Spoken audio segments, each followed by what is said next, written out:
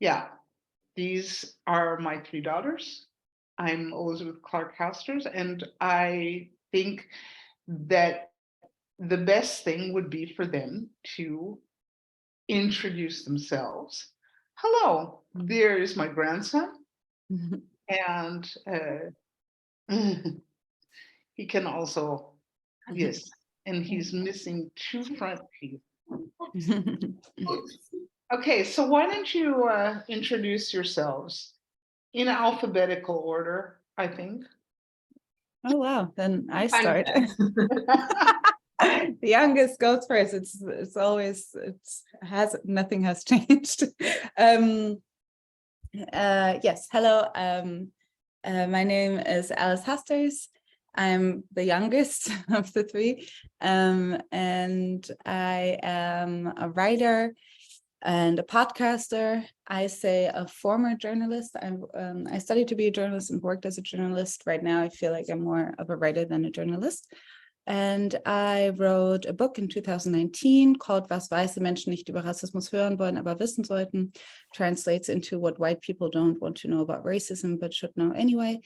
And currently I am in Los Angeles at the Thomas Mann House as a fellow to research the relation between identity and dance, especially the relation between race and dance and power structures. And I'm also writing my second book, Identity Crisis, right now. Yes. Okay, thank you. Next. Okay. Hi, my name is Laura Hasters. I am talking to you from Cologne, where I'm based and was born and raised.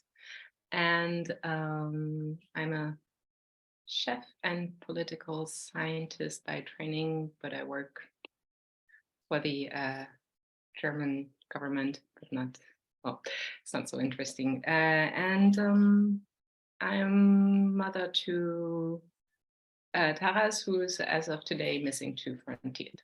So that's me. Hi, my name is Sophie Yukiko. I am a writer, curator, and performance artist based in Berlin. I used to be a professional dancer. I'm a screenwriter now. And my work mostly centers the topics of violence, memory, and legacy. Yes. Well, thank you. I mean, I forgot to introduce myself in the form of what I do. I'm a former dancer and presently also an actress and a facilitator for the processes of building groups of people who don't know each other and haven't known each other, but have to work together. Mostly in the arts, but also in industry. I just recently had a group of young doctors, medical doctors. So this facilitating goes in a lot of different ways. And yeah, I thought that we could do this panel this way.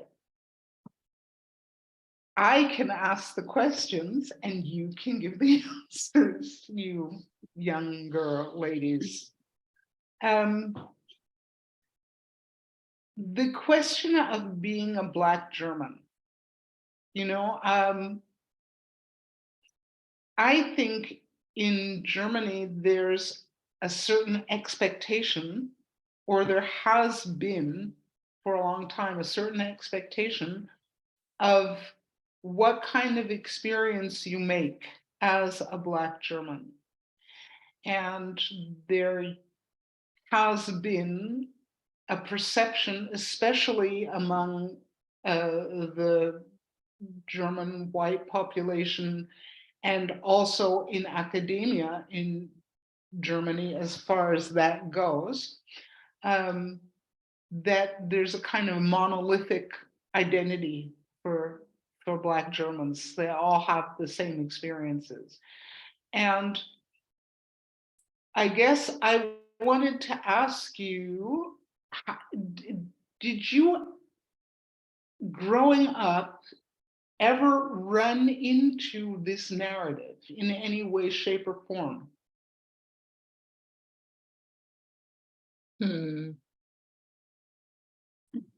I think growing up, when I was growing up, there was no narrative about Black people in Germany. They just didn't exist. There was no narrative in academia. There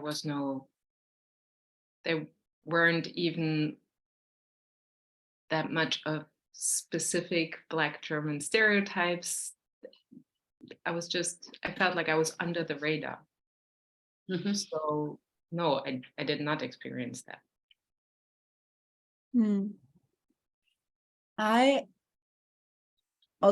feel like, so you were born in 84 and I was born in 89. Sophie's born in 87. And maybe like these couple of years make a little bit of a difference because it was in 86 that the book Farbe bekennen came out.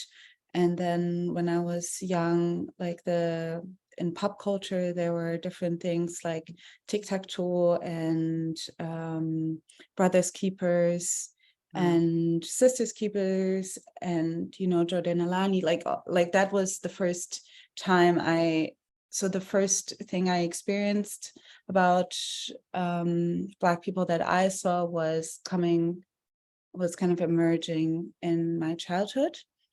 And there was like this general narrative of being, a target of racism.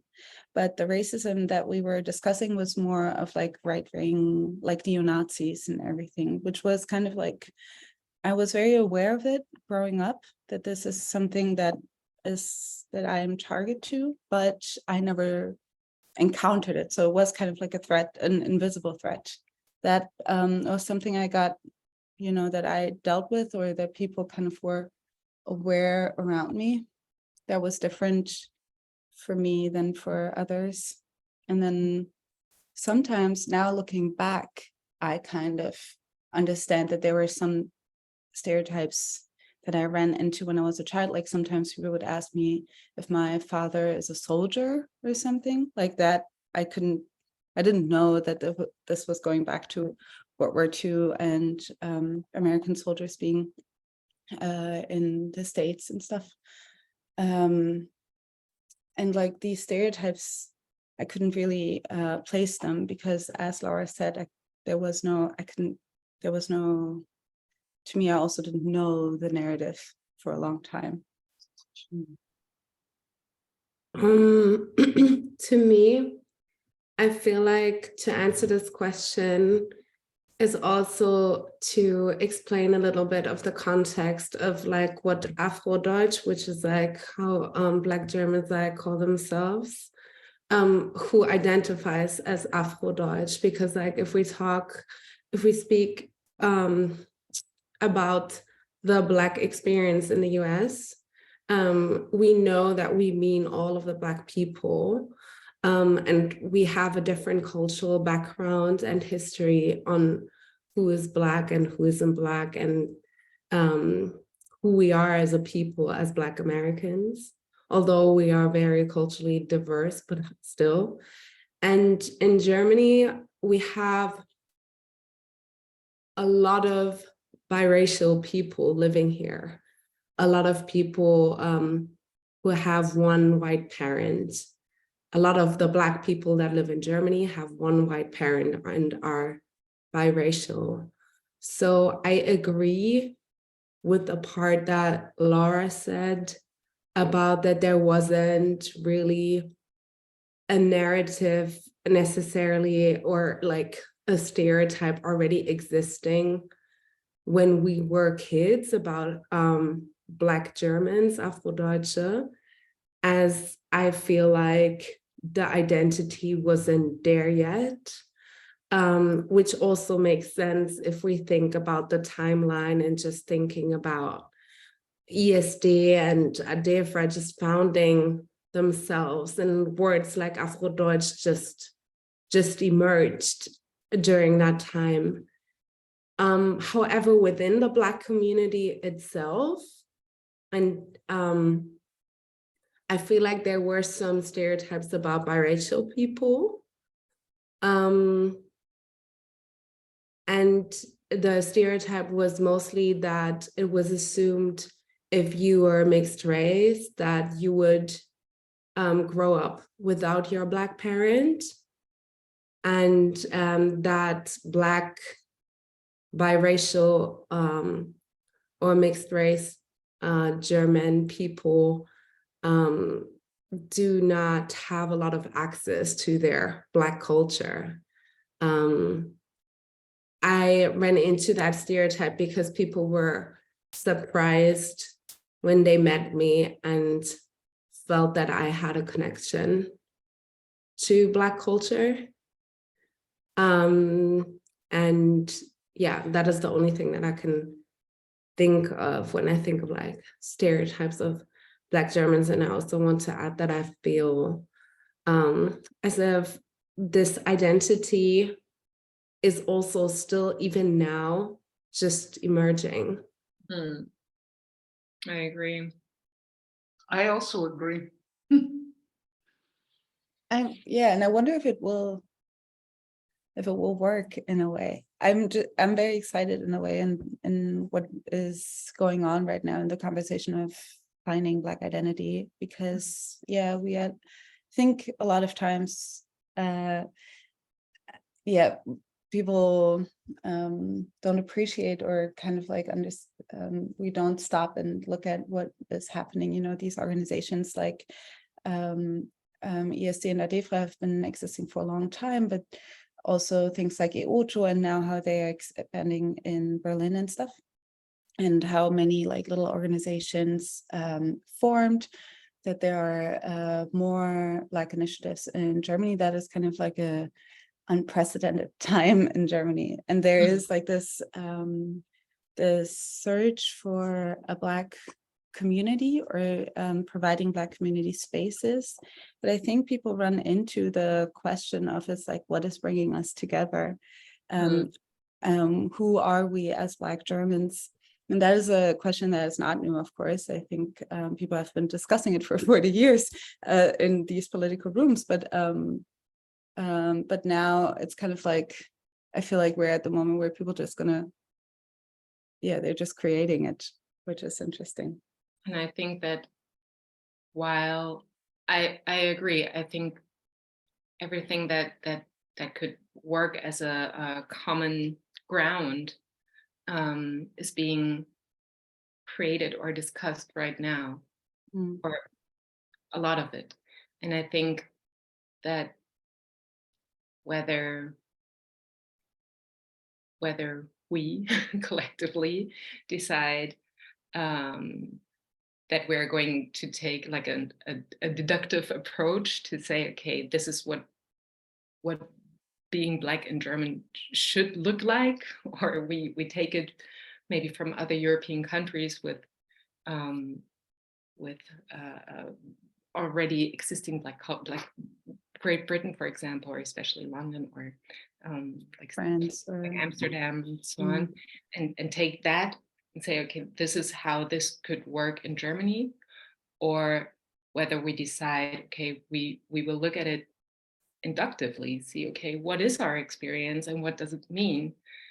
I think it's not even clear what direction this will take. Probably both, because it also has an organic element to it, but I think the former approach maybe, well, it can create barriers for people who don't fit into that. For example, a lot of people in Germany who are Black because, well, their Black comes from Africa directly. And so the the culture attached to that is usually a bit different than, for example, in our case. Our Black comes from the United States. And but on the other hand, if you say, okay, what is the sum of our experiences? I think the common, how do you say, denominator, Nana, is smaller, of course, then. So I think it will be very interesting how people in 10 or even 5 years will look at this, or us, for example, as well. Yeah.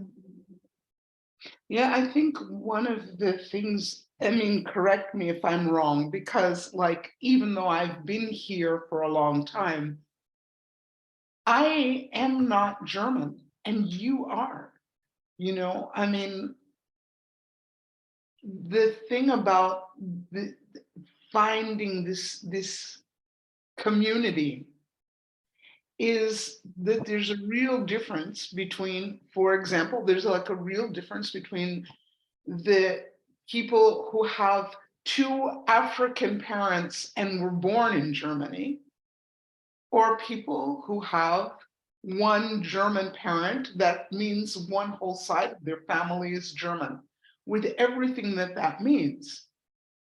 So this realization of who you are as a German, you know, because you guys, you grew up with like your German father and his sisters and your German grandparents, and a lot of things were not artificially put onto you, but that was organic.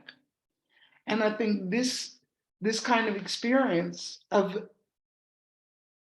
looking at your Blackness and also looking at your Germanness is something that only part of the Black community in Germany has. I'm not sure.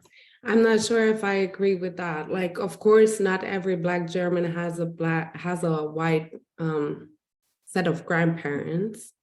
But I feel like if I look at, so the first question to me is like, is one looking for community or is one looking for cultural identity? Because like when I said earlier, I feel like that this cultural identity is still emerging. That is what I meant, like something where people specifically know, like, oh, when I think of Black Germans, that is how they look like, that is how they talk, that is how they dress, that is the kind of music like they produce, that is the kind of art that comes from there, that these are the kind of philosophies that come from there, these are the kind of teachings that come from there, like everything that forms and shapes a culture, right? But in terms of community, I feel like that is a different topic because, for example, for me, all the, like, if I look at my own friends, the ones that I grew up with, or like different gangs and sets of friends and cliques and stuff, like Black kids, teenagers, what to me is always like how it looks like in Germany is especially that. It is like you will have a group of Black kids that come together simply because they are, or that resonate towards each other simply because they are Black in Germany. And one of them will have like an American US Army background. One of them will have a white parent and will not know their Black parent. One of them will have a second generation history of immigration from Nigeria, the other one from Ethiopia, the third one maybe they just got here, you know? And these are, to me, like, this is how my friend circle looked like. And if I go to, like, I just went to the club last weekend. It was a club for people way younger than me. And if I look around, that is exactly, it's the same how they look like. These groups of friends, all Black, but very diverse within themselves, which to me is a little bit different than sometimes what I know from some parts of London where like groups of Nigerian, British people are together because they grew up together, and then you have different groups. Here it's a little bit different because everywhere, everybody's just here. And I feel like in the long run, that will shape the culture of Germany, of Black Germanness, that specific thing, that it's like, okay, we know the experience of how it is to be here. And then there are also some Black Germans that do not have a set of like white grandparents, but a lot of people have had neighbors, stories, people they worked for, the best friend of their mother, who was the first person their mother met when they got here. And they know Germanness as well, and they know the microaggressions and the German culture and the clashes. So I only agree in part, if that makes sense. Yeah, it makes sense.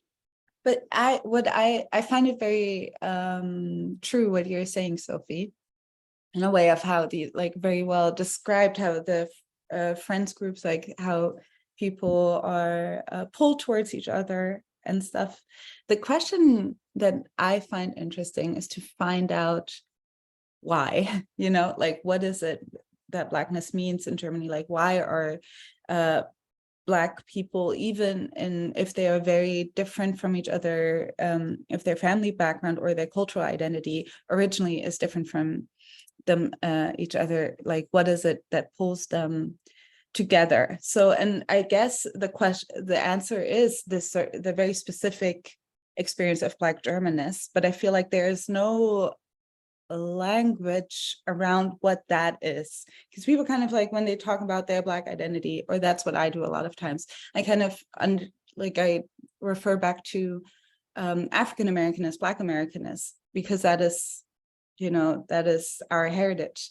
But what is, I feel like there's still no specific language about what is Black Germanness, other than being kind of other than the experiences of racism. So because there is, I think, of course, a collective experience of being German and then also being Black. But what does that mean? Because every time I try to look at it or find a language to it, it kind of falls apart. And so that is what I think is fascinating.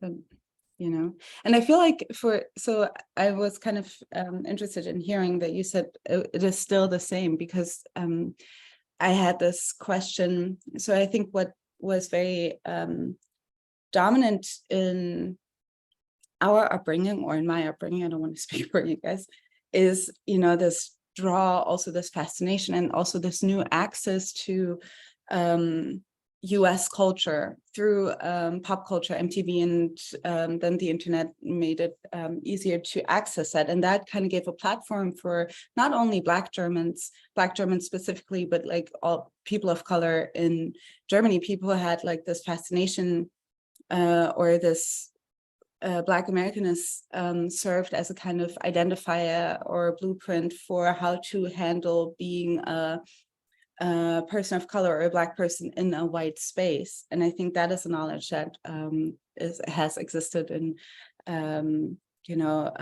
Black American, not only North American, but Black American as a total cultures for a long time. And I think that was what a lot of people, that was, I think, like the kind of base for all of it is like looking towards the US for a sense of orientation. And my observation was that I thought like that is not as true anymore today as it was when we were growing up. So like people don't rely on the US as much anymore. But But do you mean pop culture, or do you mean like political discourse, just for me to understand? Both. I think both. I think culturally, pop culturally, it's of course, it's still a big influence, but I think it's more shifting because you have other access to there's you know, I don't know. I feel like there's a lot of people, young people now, they don't. So there was this thing in that a lot of Black people, because of a certain anti-African status, was also, of course, present in Germany. The experience that I had is that a lot of Black people wanted to be Black American, even if they weren't, and they tried to kind of like identify with that. I think that is not as true anymore for younger people now. But, no, 100% not. Like, that is not the case at all. I feel like in the biggest pop cultural influence right now for young Black Germans and young Black German pop culture is African pop culture. yeah. And how does that influence, you know, the identity of Black Germans now? I don't know. And then politically, I think also there are more references to, of course, to also African scholars and everything. I have a question for all of you. How much of this do you think is due to the fact that there are a lot more Black people here in Germany than there were like 40 years ago? I think it does play a role, but also, I mean, it sounds a bit naive the way I say it, but young Black people in Germany now know that they are Black. And even though we've discussed very various aspects of why that a lot of us don't really know what that means or couldn't or know what it means, but lack the vocabulary for it. But I think, yeah, there's power in numbers, so to speak, but also but also there's I lost my train of thought. I'm sorry. My child is It's okay. Demanding attention. Okay, aber macht ihr gerne weiter? You know, if you have to, yeah, exactly. That's what I was going to say. If you have to go, then To me, it is important. Like obviously we are more Black Germans now than we were, but how many more Black Germans are we really? Like, we don't know that. Like, there are no numbers. There's no record. I don't even know how many more Black Germans there are today than 30 years ago. I find that, like, I wouldn't want to give it too much weight, because I feel like that would just feed in to make invisible the Black Germans that have always been here. There have always been Black Germans here. And for a long time, there have been many Black Germans in this country. So to me, this is not, like, if I would say, like, oh, it's just because you weren't many enough, would, like, to me, I don't know, sound hurtful a little bit. It even hurts me to say that, because I feel like a lot has to do with isolation, with people having, being isolated from each other. So I feel like not just the numbers, but more like to have connected space is what really actually makes a difference. yeah, but I think, Sophie, I think this connected space and having this connected space also has to do with the fact that you have someone to connect to. You know, I mean, like, if you don't have a certain number or a certain density of a group, any group, it doesn't have to be Black Germans, the isolation is there also because there's like no one to connect to. I mean, at least my experience of coming to Germany as a 20-year-old and being like the only Black woman around, even when I would like go out, which I did a lot when I was 20, I didn't see Black people. I couldn't connect. I couldn't connect. Now I know that like at a certain point there was the development of this community coming from Berlin, which was like the biggest and most international city, where a lot more Black people, especially students and artists, were. But I guess what I'm trying to say is, yeah, what was not happening earlier is not so much a thing of individuals being isolated as a social climate and a social reality that did not really allow for breaking this isolation. So I also feel like it makes, so the people that we have encountered, so we all, when we grew up, we've like encountered or befriended or had like people, other Black Germans that we kind of like saw and we found each other, or, you know, we kind of like, there weren't many, but there were a few. And I feel like that made a huge difference. And I think if that is even more so the case, I think it does make a difference. I also, and there is, I think both is true. I think there is just the mere fact that there were fewer people fewer Black people in Germany 40, 50 years ago. I also think that is also very present for a lot of Black Germans, that they came very individually. There's no one, you know, sometimes maybe if you look at other migrant stories, maybe that would also be different, but you came very individually by yourself. Like you didn't come as a collective thing that drove a lot of Black people at the same time to Germany. That was just you being a dancer and going to Germany. So you, of course, the environment that you landed in was not really, so your experience of being the only or not having a lot of people around you, I think rings especially true. Maybe other people would also have a different experience.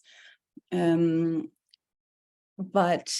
and then there's also the structural thing that, you know, that there weren't as many spaces and that people didn't yet organize in the way they did maybe 15 years later. Like, I mean, didn't get organized in the 70s the way they did a couple of years later. So I think it's both, maybe.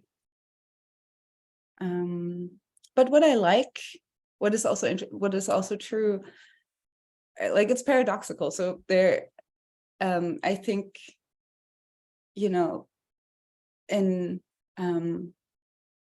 these organizations, ISD and ADEFRA, they were founded so for people to find each other, because that was something that is like a very German, specific Black German thing, is to actually even have to provide a space to find each other. In Black American spaces, that is not that necessary. People have been in communities before they organize, and in Germany, it's the other way around.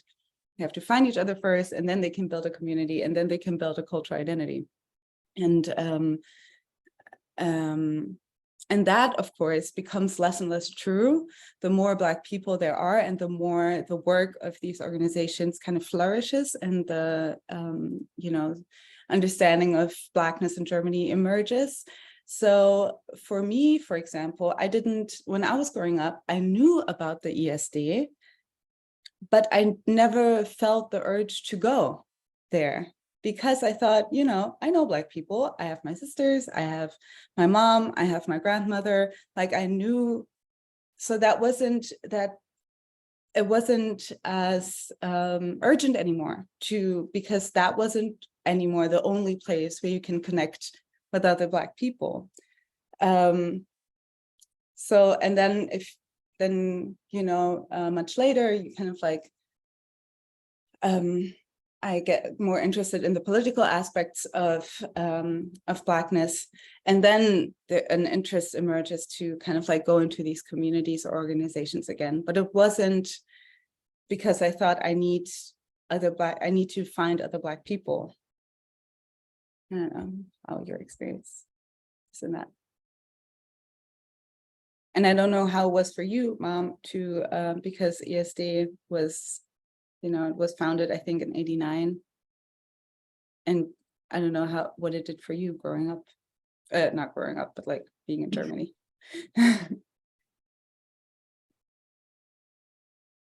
Yeah, well, for me, there was that isolation. There were few people that I could connect with. Interestingly enough, most of them were other Black American artists. Mhm.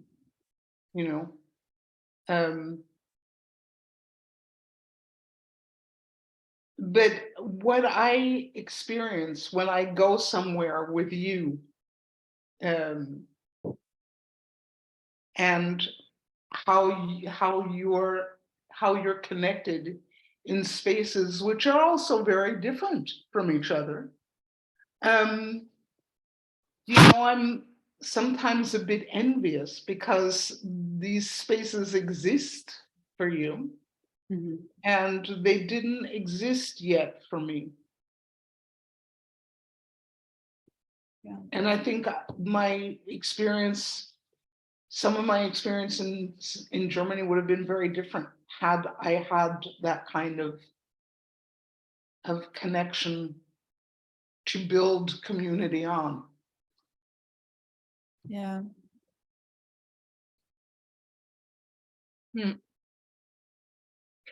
I think when I think back, I was just thinking, okay, how was it when I was a child, or growing up? Was that really? I think being Black in Germany has a lot to do with the context of the situation that you're in, and I think for the most part of my growing up, more important to the context wasn't that I'm Black, but that I'm not white, and because people, especially a few decades ago, equate being German with being white, and I think that experience of not being white is something that I share with a lot of people, not only Black people. Yeah. So for a long time, and I was thinking about that was the situation when I grew up, but it's still true till this day that being Black and not being white are like two separate things, and they mean different things, and they also connect me to different people. Really often depends on my surrounding which of the two becomes more important in that situation. And I don't know, I don't find it problematic, or I don't feel fragmented or so. And I think that it has helped me and still helps me to connect with other people and find some kind of temporary community. Yeah. I absolutely agree. I think that there's more that I feel my identity as a Black German is very contextual. I also feel like that for me, for example, and I think that is also different for all of us, because of course, who we were, who we surrounded ourselves with, the places that we went to, it kind of like varied for us as sisters. But what was what I found central to the people, to my friendships a lot of times, was also the fact that they were also not white, but they were also biracial. Like one of my closest friends has a Filipino parent, the other one has a Pakistani parent. So it's, and that was like, and these were the people I was talking about identity and this and these things, and it was a very specific experience of having a white and a non-white parent.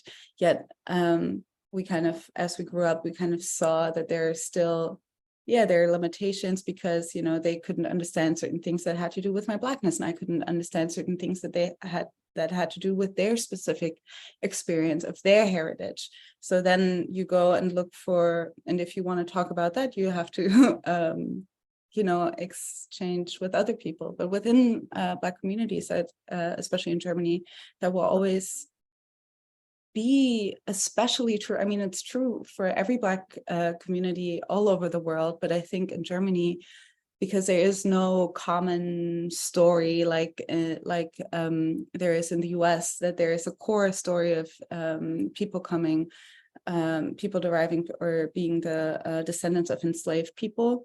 That is not true, or that is not, there's no common, no one connecting story amongst Black people in Germany. So it's especially true that you have to hold the truth of that there are things that you connect over, and there are things that you will not get, and some people don't get about you. So I think there's always, or what I experience a lot of times, that there is this longing within Black community spaces, because there is this wish of belonging, and you kind of find it, and some part of you finds it, the part that is like that connects, that is this specific Black German experience. But a lot of things you don't find there, or you might not find within everyone, you know, because they have a very different experience depending on, you know, what makes up their makeup of their identity, in a way of like, do they have a white parent or do they not? Do they, what second language do they speak? What religion do they have? What spaces did they grow up? There are so many things that factor into that, which is, yeah, and I think I find it very, I like it, you know, but I feel like in a lot of ways there's this oftentimes for a lot of Black people, like this mode of disappointment that they don't find all their wounds of not belonging healed within Black spaces. But on the other hand, I think that's true for a lot of situations where you're where you feel like, okay, I will be, a part of me will be kind of alone, or the only one, or there are only a few, or that, I mean, on the one hand, you have all the aspects you just talked about. You think, okay, maybe I can find a home here, and you can only find a home partly, or people never get the whole of this part of your identity, even though you thought, okay, maybe if anyone could understand the Black part of my identity, it should be another Black person in Germany, but still there are too many differences there sometimes. Mm-hmm. However, I think in being by yourself, that also gives you a lot of freedom to create, you have to answer some questions by yourself. So the answers you find, if you find them and when you find them, they're truly yours. They're true for you because you developed them by yourself. They might change, they will change, but they're not imposed on you. They're yours.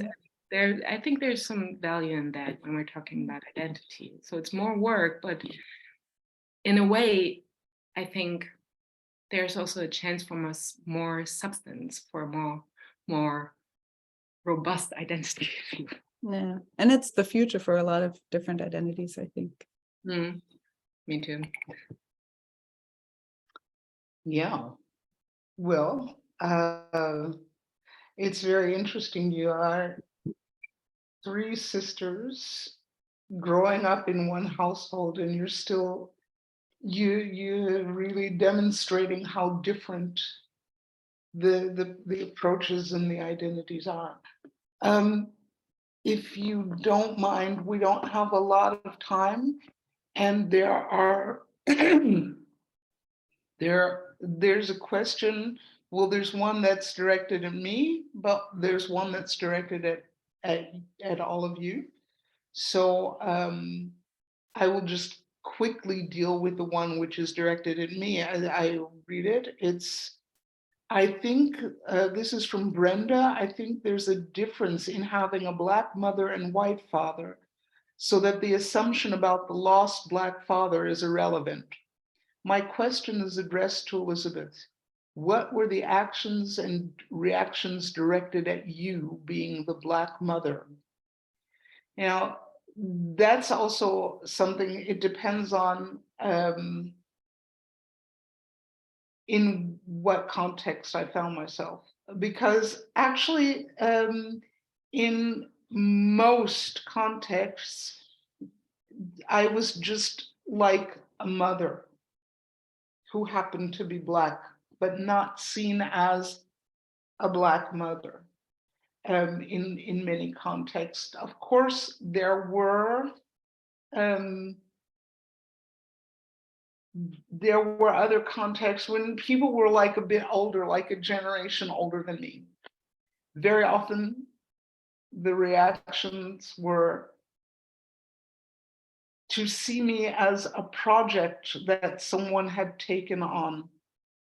You know, oh, isn't that nice that they accepted you?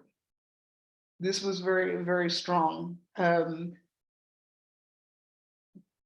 Not being seen as someone who was competent or capable, but as sort of a recipient of charity. Among younger people, the people that were like my age then, it was more an object of curiosity. You know, they were just like, oh, look at that. That also works. That exists as well. But I didn't have a lot of reactions that were addressed to me specifically as the Black mother. You know, I was just a mother. And another question from Brenda, which is for all of you, and after that we'll probably have to stop, is interesting what Sophie's saying, that Blacks seek out other Blacks. So what was it like for each of you with your white friends growing up and now? I didn't like a big chunk of my friends from back in the day, like my best girlfriends were Black people. So I, of course, also have white friends, the same ones back then that I have today, mostly the boys from my neighborhood that I grew up with, who are also friends with the same group of Black girls that I was friends with. We all went to more or less to school together and found each other. And we're still friends today. And then along the way, I met more people. I don't base my friendships on the premise of race. Everybody can be my friend.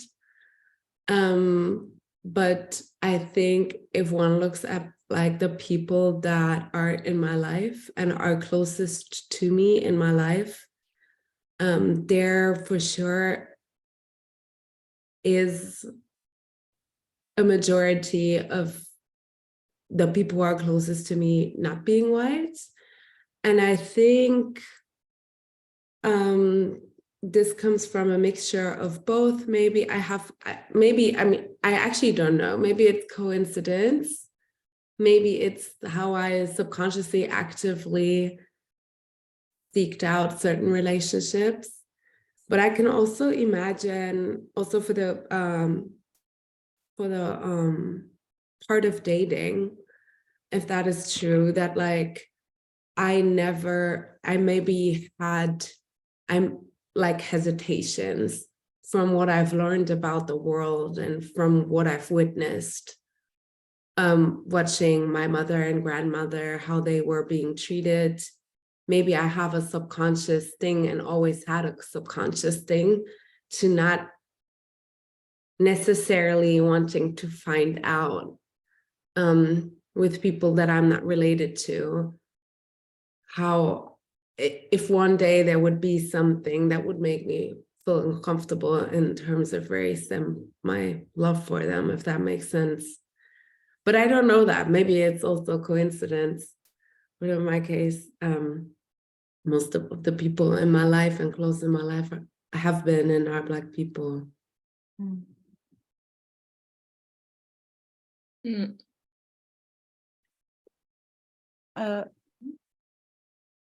Yeah, I think,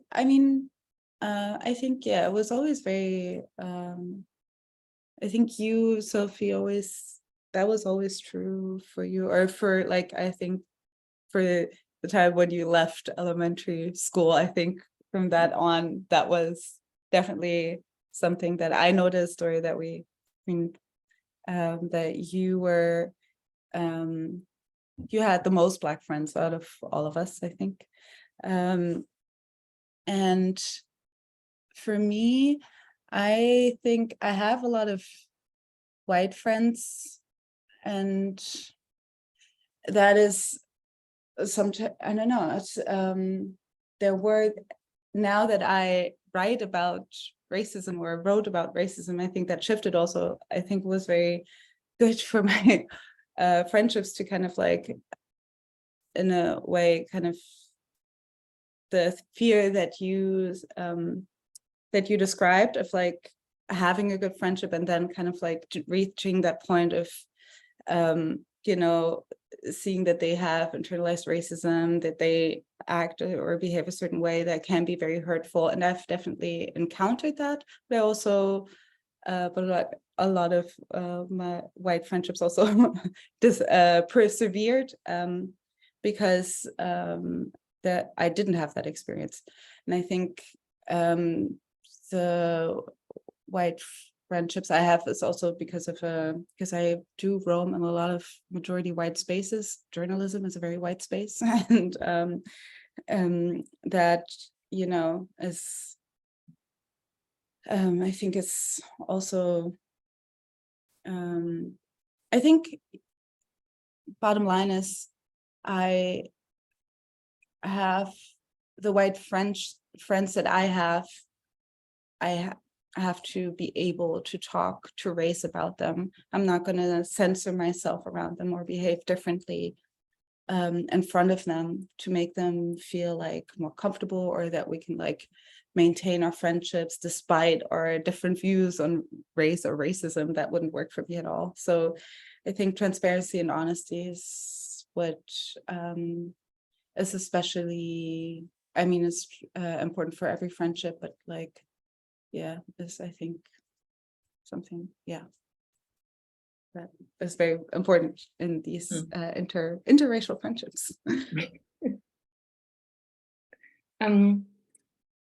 Yeah, I think growing up, the majority of my friends were either white or half German and half non-German, both white or color. And I didn't really have Black friends. And but I always had the experience, or often had the experience, that when I met somebody who was also Black, there was something that we did connect on over. even before I fully understood, I still don't fully understand what it is, but without me making that connection, it could be that we're both Black. But I think today the groups that I'm most comfortable with are people who are not necessarily half German and half non-German, although a lot of my friends are.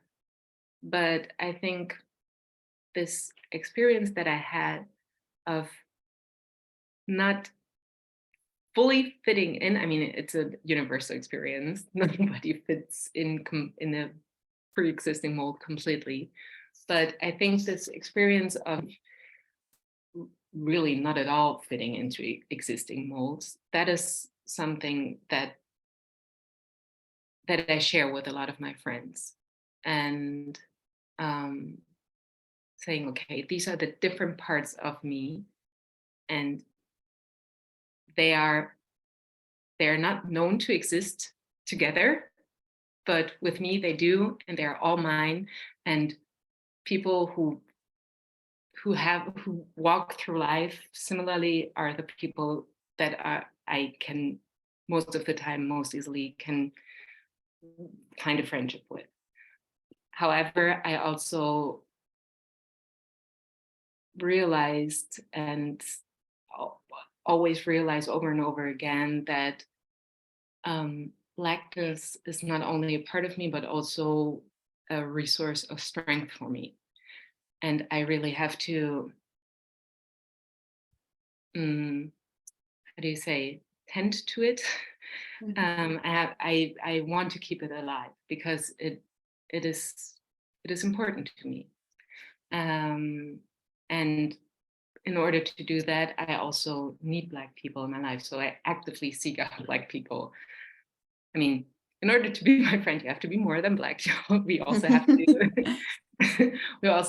like each other. But I make an effort to find Black people that I can connect with.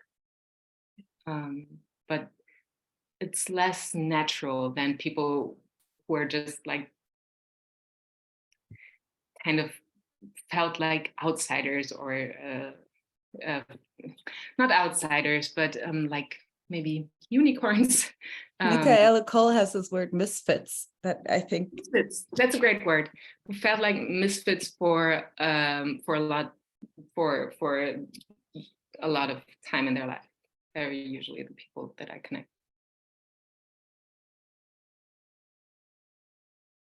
Yeah, let me take a look. Yes, we do have to end here.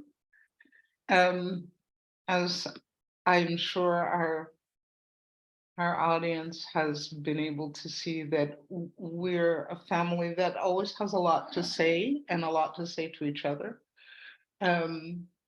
It's been a pleasure to share that with all of you.